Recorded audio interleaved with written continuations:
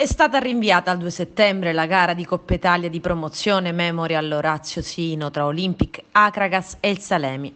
Da quando la società è stata iscritta formalmente al campionato di promozione, cioè lo scorso 14 agosto, considerando che di mezzo c'è stato il Ferragosto, la dirigenza ha avuto pochissimo tempo a disposizione per predisporre tutti gli atti e poter scendere regolarmente in campo domenica prossima.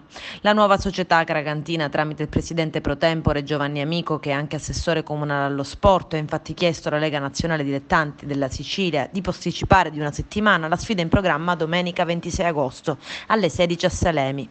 E ieri sera la FIGC, presieduta dall'agrigentino Santino Lopressi, ha ufficializzato la decisione nel comunicato. È stata decisa l'inversione di campo. Olympic Akragas Salemi si giocherà domenica 2 settembre alle 16, mentre la sfida di ritorno è in programma mercoledì 12 a Salemi con inizio alle 19. In sostanza l'Akragas debutterà all'Esseneto il 2 settembre.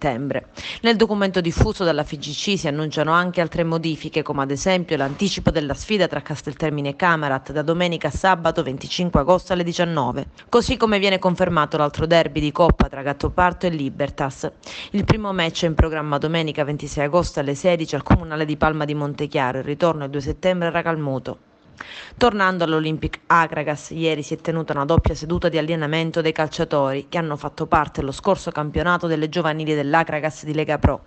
Si tratta dei giocatori della Beretti e dell'Under 18 che sarebbero pronti a firmare con la nuova società. In mattinata la seduta si è svolta all'impianto sportivo di Fontanella agli ordini dei mister Mauro Miccichè e di Alfredo Talenti, preparatore atletico.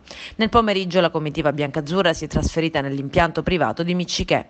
Quanto al direttore sportivo, il ruolo potrebbe essere ricoperto da Ernesto Russello.